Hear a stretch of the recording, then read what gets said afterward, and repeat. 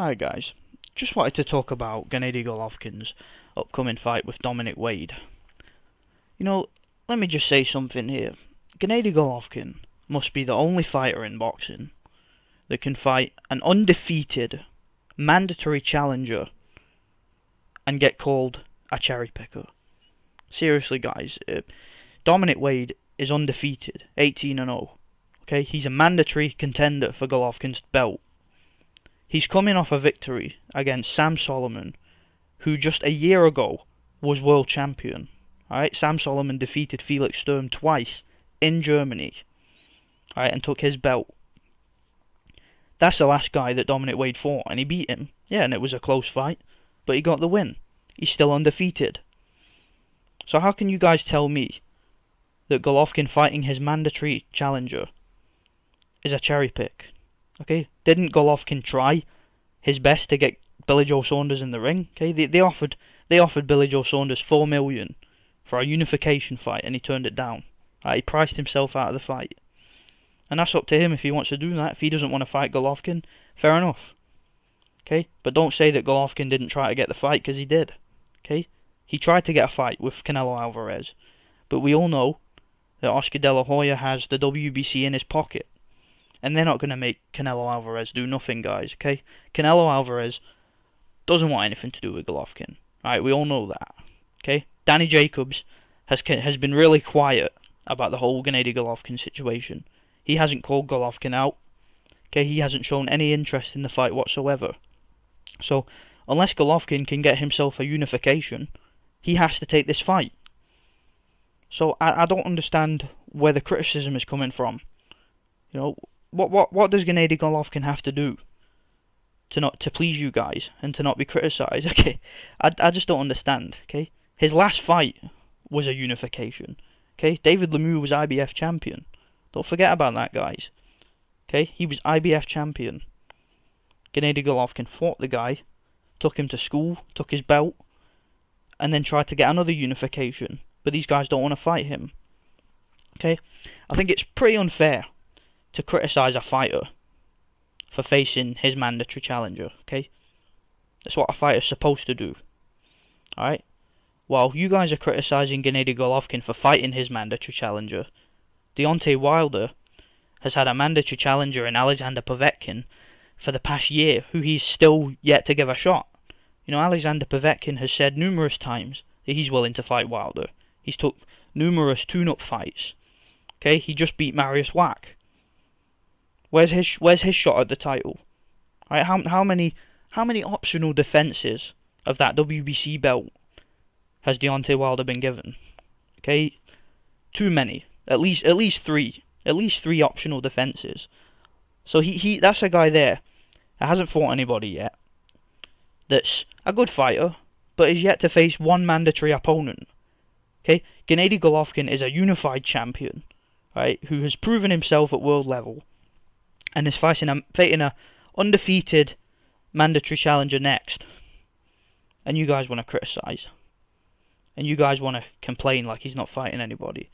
You know, I was speaking to somebody the other day, and they told me that Gennady Golovkin needs to prove himself because he hasn't fought any world champions or former world champions. For one, that's total crap. Did he not fight Daniel Geale? Right? He fought Daniel Geale and beat him. Daniel Geale was IBF champion himself. He beat Felix Sturm as well. Okay, he beat Anthony Mundine. In fact, I think Daniel Geale was a two-time champion. Correct me if I'm wrong, I'm pretty sure he was a two-time world champion. And Gennady Golovkin fought him and beat him, didn't he? Okay, David Lemieux was world champion. Who else? You know, there was a lot of guys that have fought for world titles. You know, Rubio went the distance with Chavez Jr. Gennady Golovkin blew the guy away in 2 rounds. You know, Martin Murray was a guy who should have been a world champion. You know, he beat Sergio Martinez pretty clearly, and they robbed him. A lot of people thought he beat Sturm too. You know, he done really well at domestic level. That was a pretty decent opponent. Okay, nobody else has been able to stop Martin Murray. Right, after Golovkin stopped him, he moved up and gave Arthur Abraham a pretty tough fight. Got a split decision in Germany. So I don't understand where the criticism is coming from for Golovkin. He's to me, he's just doing his own thing. He's knocking everybody out. He's fighting guys that are in the top 5, top 10. He's looking pretty good. He's shown pretty good boxing skill, shown defense, shown stamina. Obviously, he's shown power. He's shown a good high IQ in the ring, and he's shown the will to unify these titles and try and take over the division. Okay, that's clearly what his goal is. His goal is to try and take over the middleweight division and try and establish himself as one of the all-time middleweight greats. Okay, is that not what a lot of people have been comparing him to Marvin Hagler? So should he not try and establish himself at middleweight? Where does Andre Ward come into the conversation? Because I've got to talk about Andre Ward here.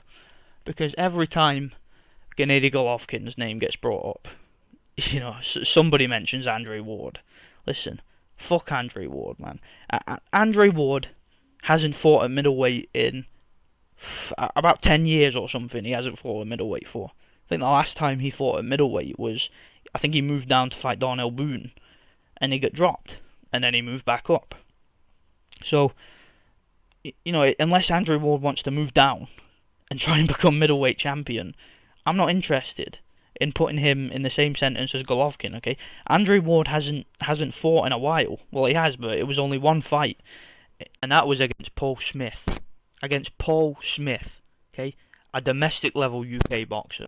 It is the same Paul Smith that was beaten by Kevin Bendel here in the UK. He was brutally knocked out in 2 rounds by George Groves from a single punch. He was absolutely taken to school by James DeGale when James DeGale had only had 7 or 8 fights, right? And then Smith back then was British champion, so compared to DeGale, he was a veteran. DeGale took the guy to school. So this is the last guy that Ward fought. And let's not forget that even going into his fight with Ward, he wasn't even coming off a win. He was coming off not 1, but 2 defeats. Right? He was defeated twice by Arthur Abraham. The first fight was pretty close because Abraham didn't do fuck all. But in the rematch, Abraham beat the shit out of Smith. Honestly, go and look at that fight. It wasn't even remotely competitive. I think I gave Smith 1 round. Okay?